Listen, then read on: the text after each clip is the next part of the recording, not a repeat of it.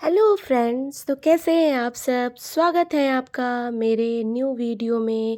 I hope कि आप सब स्वस्थ होंगे, मस्त होंगे और व्यस्त होंगे अपने अपने कामों में। तो मेरे लिए है बहुत खुशी का दिन, क्योंकि ये होने जा रहा है बच्चों के नामकरण की पूजा। और मैं ले जा रही हूँ भैया भाभी को पूजा के स्थान पे। ये बहुत ही इंटरेस्टेड वीडियो है, देखिएगा ज़रूर पूरी। आप लोग सब सत्यनारायण भगवान की कथा ज़रूर सुनिएगा। सुनने मात्र से ही कष्ट दूर होते हैं, तो मैंने इसमें सत्यनारायण भगवान की कथा जो है ऐड करी है। और इसके पश्चात आपको लास्ट में बच्चों के नाम भी पता चल जाएंगे, मैंने डाले हैं। और मुझे क्या गिफ्ट मिला वो भी इसके लास्ट में। तो वीडियो प्लीज़ पूरा देखिएगा और लाइक शेयर सब्सक्राइब मैं करना आप मत सभी भूलिएगा। के तो समक्ष एंजॉय करिए श्री वीडियो। सत्यनारायण भगवान की कथा प्रस्तुत कर रही हूँ। आइए शुरू करते हैं। बोलो सत्यनारायण भगवान की जय। एक बार नैमिषारण्य में तपस्या करते हुए शौनकादि ऋषियों ने सूत जी से पूछा कि जिसके करने से मनुष्य मनोवांछित फल प्राप्त कर सकता है, ऐसा व्रत या तप कौन सा है। सूत जी ने कहा कि एक बार श्री नारद जी ने भी श्री विष्णु भगवान से ऐसा ही प्रश्न किया था। तब श्री विष्णु भगवान ने उनके सामने जिस व्रत का वर्णन किया था वही मैं आपसे कहता हूँ। प्राचीन काल में काशीपुरी में एक अति निर्धन और दरिद्र ब्राह्मण रहता था। वह भूख प्यास से व्याकुल हो भटकता फिरता था। एक दिन उसकी दशा से व्यथित होकर भगवान विष्णु ने बूढ़े ब्राह्मण के रूप में प्रकट होकर उस ब्राह्मण को सत्यनारायण व्रत का विस्तार पूर्वक विधान बतलाया और अंतर्धान हो गए। ब्राह्मण अपने मन में श्री सत्यनारायण व्रत करने का निश्चय करके घर लौट आया और इसी चिंता में उसे रात भर नींद नहीं आई। सवेरा होते ही वह सत्यनारायण भगवान के व्रत का संकल्प करके भिक्षा मांगने के लिए चल दिया। उस दिन उसे थोड़े ही परिश्रम में बहुत अधिक धन धान्य भिक्षा में प्राप्त हुआ। सायंकाल घर पहुंचकर उसने बड़ी श्रद्धा के साथ श्री सत्यनारायण भगवान का विधि पूर्वक पूजन किया। भगवान सत्यदेव की कृपा से वह थोड़े ही दिनों में धनवान हो गया। वह जब तक जीवित रहा तब तक महीने के महीने श्री सत्यनारायण भगवान का व्रत और पूजन करता रहा। यह देह छोड़ने के बाद वह विष्णु लोक को प्राप्त हुआ। सूत जी पुनः बोले कि एक दिन वह ब्राह्मण अपने बंधु बांधवों के साथ बैठे ध्यान मग्न हो श्री सत्यदेव की कथा सुन रहे थे। तभी भूख प्यास से व्याकुल एक लकड़हारा वहां जा पहुंचा। वह भी भूख प्यास से व्याकुल कथा सुनने के लिए बैठ गया। कथा की समाप्ति पर उसने प्रसाद ग्रहण किया और जल पिया। फिर उसने ब्राह्मण से इस कथा के बारे में पूछा और उसने बताया कि यह सत्यनारायण जी का व्रत है जो मनोवांछित फल देने वाला है। पहले मैं बहुत दरिद्र था, इस व्रत के प्रभाव से मुझे यह सब वैभव प्राप्त हुआ है। यह सुनकर लकड़हारा बहुत प्रसन्न हुआ और मन ही मन श्री सत्यनारायण भगवान के व्रत और पूजन का निश्चय करता हुआ लकड़ी बेचने के लिए बाजार की ओर चल पड़ा। उस दिन लकड़हारे को लकड़ियों का दुगना दाम मिला। उन्हीं पैसों से उसने केले, दूध, दही आदि सभी पूजन की सामग्री खरीद ली और घर चला गया। घर पहुंचकर उसने अपने परिवार और पड़ोसियों को बुलाकर विधि पूर्वक सत्यनारायण भगवान का पूजन किया। सत्यनारायण की कृपा से वह थोड़े ही दिनों में संपन्न हो गया। सूत जी ने फिर कहा कि प्राचीन काल में उल्कामुख नाम का एक राजा था। वह और उसकी रानियां दोनों बड़े ही धर्मिष्ठ थे। एक समय राजा रानी भद्रशीला नदी के किनारे श्री सत्यनारायण भगवान की कथा सुन रहे थे कि एक बनिया भी वहां आ पहुंचा। उसने रत्नों से भरी अपनी नौका को एक किनारे पर लगा दिया और स्वयं भी पूजा की जगह बैठ गया। वहां का चमत्कार देख उसने राजा को इसके बारे में पूछा। राजा ने बताया कि हम विष्णु भगवान का पूजन कर रहे हैं। यह व्रत सभी मनोकामनाएं पूर्ण करने वाला है। राजा के वचन सुन और प्रसाद पा बनिया अपने घर चला गया। घर पहुंचकर उसने अपनी पत्नी से व्रत के बारे में बताया और संकल्प किया कि मैं भी संतान होने पर यह व्रत करूंगा। उसकी पत्नी का नाम लीलावती था। सत्यदेव की कृपा से वह कुछ ही दिनों बाद गर्भवती हो गई और 10 महीने पूरे होने पर उसने एक कन्या को जन्म दिया। कन्या का नाम कलावती रखा गया और वह चंद्रमा की कलाओं के समान नित्य प्रति बढ़ने लगी। एक दिन अवसर पाकर लीलावती ने अपने पति को सत्यदेव का व्रत करने की बात याद दिलाई। उसने कहा, मैं यह व्रत कन्या के विवाह के समय करूंगा। यह कहकर बनिया अपने कारोबार में लग गया। जब वह कन्या विवाह के योग्य हुई तो उसने दूतों द्वारा खोज करवाकर कंचनपुर नगर के एक बनिए के सुंदर, सुशील और गुणवान बालक के साथ विवाह कर दिया। फिर भी बनिए ने सत्यनारायण भगवान का व्रत नहीं किया। इससे श्री सत्यनारायण भगवान अप्रसन्न हो गए। कुछ दिनों बाद बनिया अपने दामाद को साथ लेकर समुद्र के किनारे रत्नसारपुर में व्यापार करने लगा। एक दिन रत्नसारपुर के राजा चंद्रकेतु के खजाने से चोरों ने बहुत सारा धन चुरा लिया। राजा के सिपाही चोरों का पीछा कर रहे थे। चोरों ने जब देखा कि सिपाहियों से बचना कठिन है तो उन्होंने राजकोष से चुराया हुआ धन एक जगह फेंक दिया और स्वयं भाग गए। वहीं बनिए का डेरा था। सिपाही चोरों को ढूंढते हुए उसी जगह पहुंच गए और उन्होंने दोनों बनियों को चोर समझकर पकड़ लिया। राजा ने दोनों को जेल में डालने का आदेश दे दिया और उनका धन कोष में जमा कर दिया।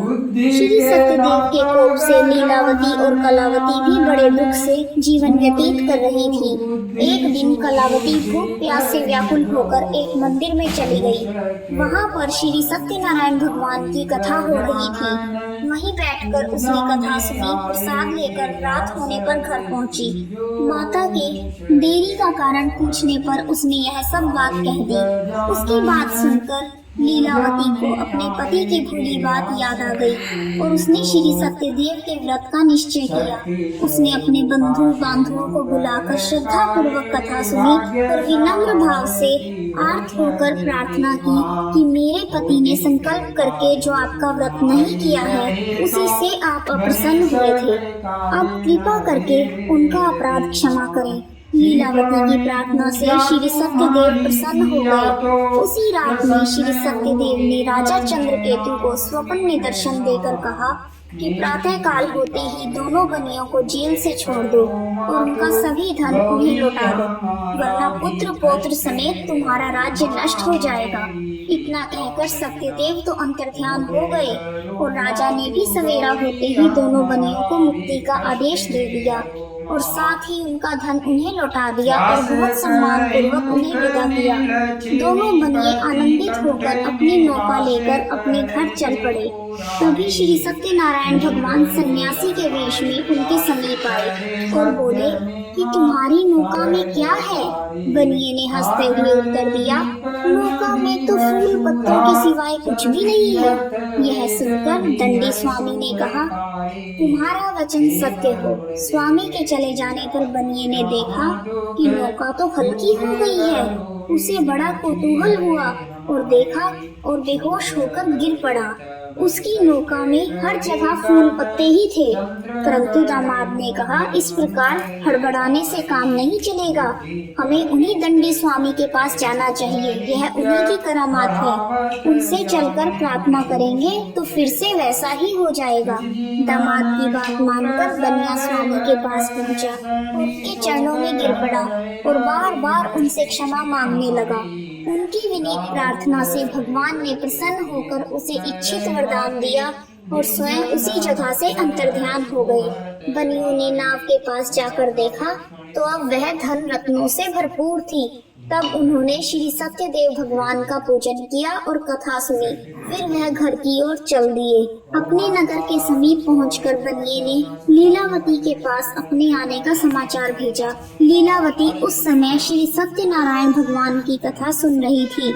उसने अपनी पुत्री कलावती से कहा कि तुम्हारे पति और पिता आ गए हैं। मैं उनके स्वागत के लिए चलती हूँ। तुम भी प्रसाद लेकर शीघ्र ही नदी तट पर पहुँच जाना।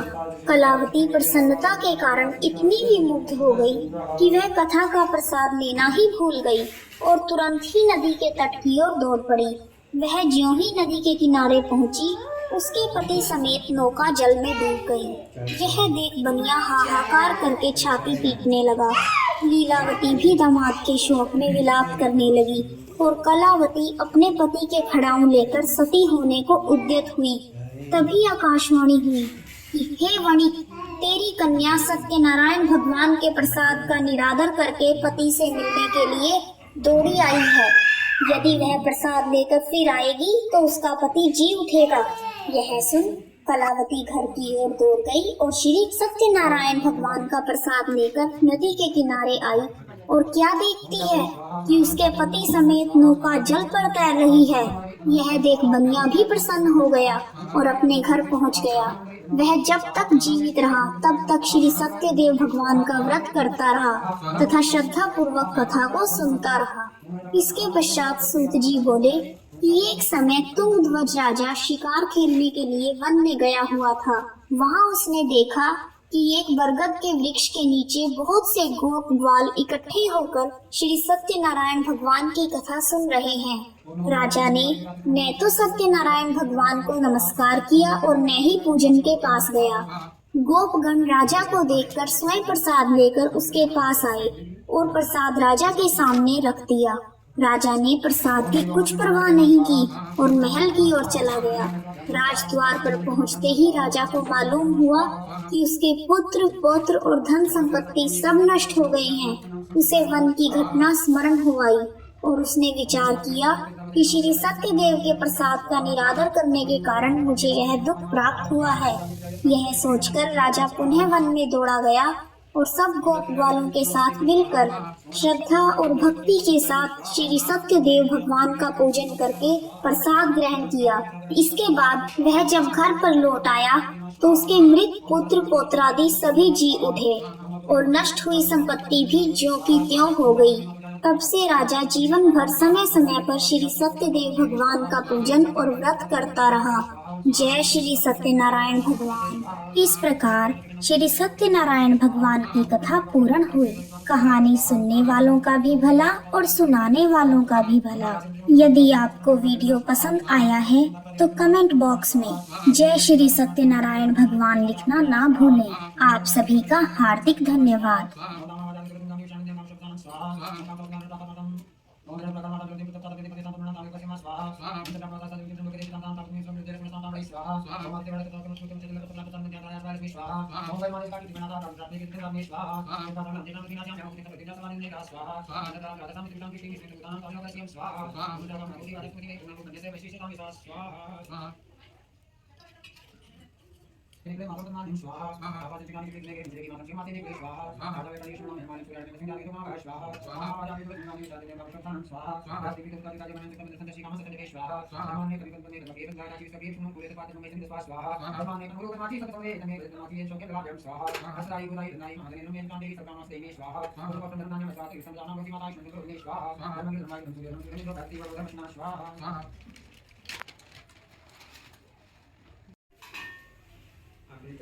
नीचे से ये देखना धुआं देखना बच्चों पर डालेंगे नीचे से उनका ओम मां सब होता है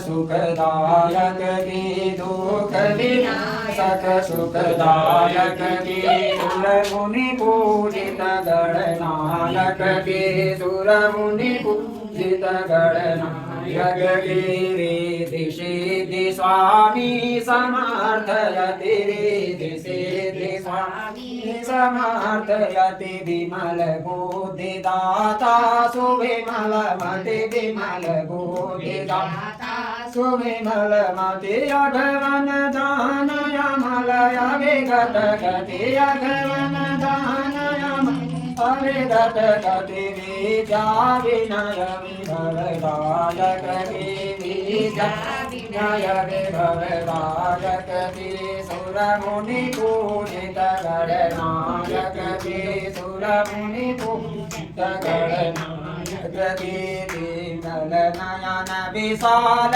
सुंदर पिंगल नयन विशाल सुंदर धूम्र बाण सुजीव वज्रांकुशधर धूम्र बाण सुजीव वज्रांकुशधर लंबो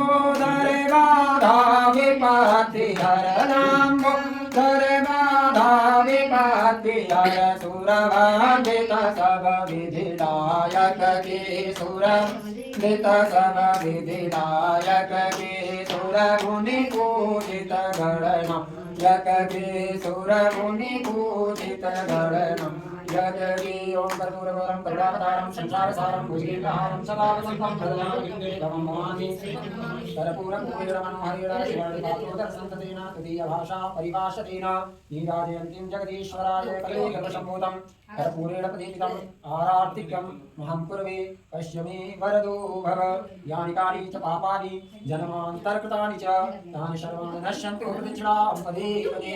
आप पकड़ क्यों करना काहे रे मैया तेरी आरती बनावा, काहे रे मैया तेरी आरती बनावा, काहे रे पावा बिच बाते मंदिर बिच आरती जयमा सुहे चोलिया वाली आरती जयमा सर्व सोने दी तेरी आरती बनावा, सर्व सोने दी तेरी आरती बनावा, अगर कपूर पावा बाती मंदिर विच आरती जयमा जयमा पिंडी वाली आरती जयमा जुग जुग जीवे तेरा जम्मुए धरा जा, जुग जुग जीवे तेरा जम्मुए धरा जा, जिस तेरा पवन बनाया मंदिर विच आरती जयमा जयमा पवना वाली आरती जयमा सिमर चरण तेरा ध्यान यश गावे, सिमर चरण तेरा ध्यान यश गावे, चरना तू जावा बलहार मंदिर विच आरती जयमा जयमा जोता वाली आरती जयमा।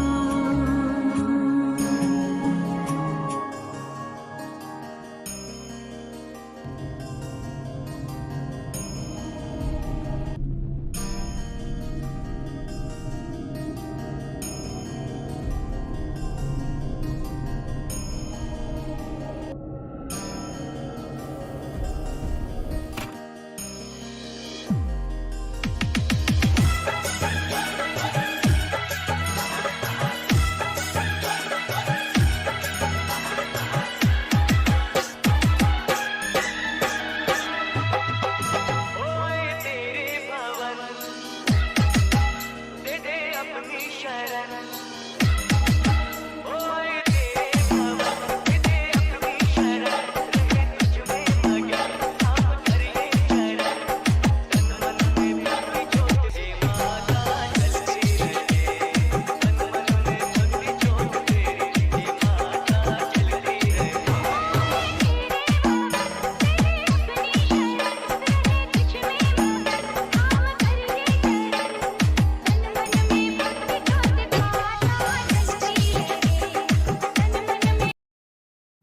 बुआ बुआ आखिर बुआ होती है। बुआ बुआ आखिर बुआ होती है। पापा की बहन होती है बुआ, दादी की बेटी होती है बुआ। पापा की बहन होती है बुआ, दादी की बेटी होती है बुआ। दादा की लाडली होती है बुआ, हमारी बेस्ट फ्रेंड होती है बुआ। घर की रौनक होती है बुआ, पापा का मान होती है बुआ। घर की रौनक होती है बुआ, पापा का मान होती है बुआ। त्योहारों की रौनक होती है बुआ, बर्थडे पार्टी की शान होती है बुआ। माँ का अभिमान होती है बुआ, हमारी ढाल होती है बुआ। खुशियों की थाल होती है बुआ, कलाई का धागा होती है बुआ। कलाई का धागा होती है बुआ, रसमलाई का एहसास होती है बुआ। रसगुल्ले लाती है बुआ, राखी का इंतजार होती है बुआ। राखी का इंतजार होती है बुआ, भाई दूज का त्योहार होती है बुआ। भाई दूज का त्योहार होती है बुआ। वकेशन का फन होती है बुआ, बड़ी बहन का एहसास होती है बुआ। वकेशन का फन होती है बुआ, बड़ी बहन का एहसास होती है बुआ। इसीलिए तो सबसे प्यारी होती है बुआ, सबसे प्यारी होती है बुआ।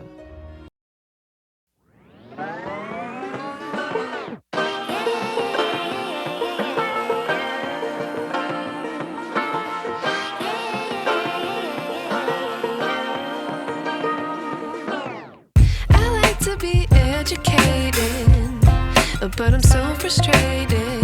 Hello to my loneliness. I guess that ignorance is bliss. Take me back to before I knew. Rewind, take it out of cue. Innocence can be a young man's game. Signed up for the hall of shame. I wish I knew how much I miss not knowing that we're all screwed when we play our roles and ignore the problems.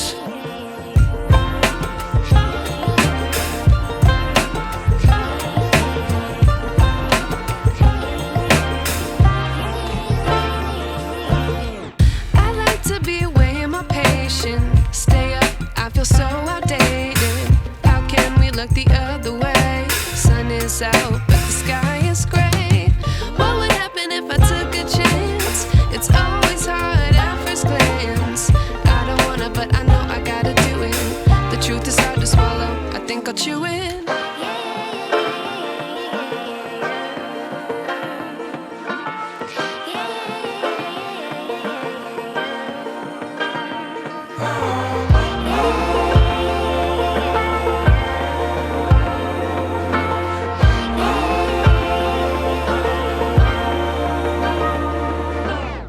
I wish I knew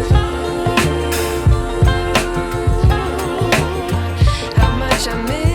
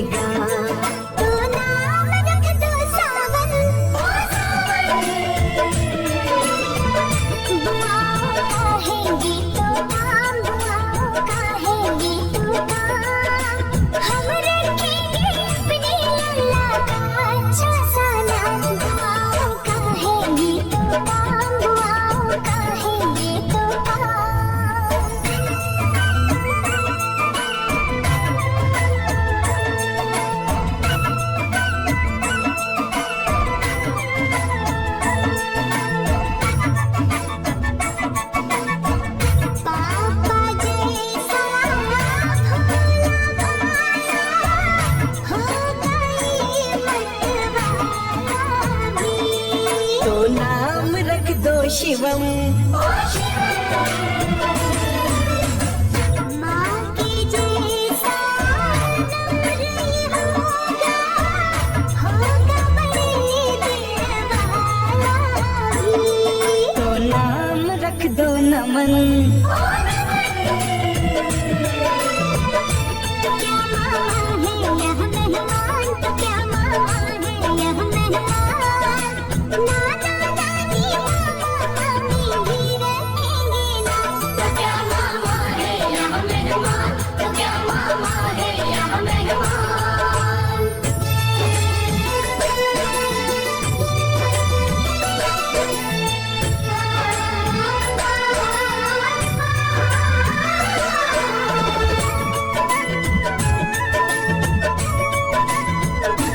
जीवन में कभी ये न हारेगा। तो नाम रख दो अजय। हर दिल में प्यार जगाएगा। तो नाम रख दो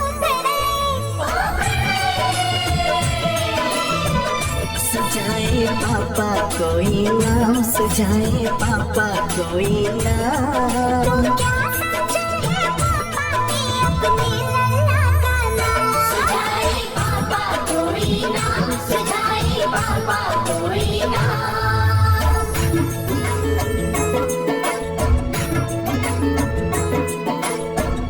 जीवन के हर मोड़ पे ये तो अपनी राह बनाएगा। तो नाम रख दो स्वयं। जीवन की हर दौड़ में लल्ला नंबर 1 आएगा। तो नाम रख दो प्रथम।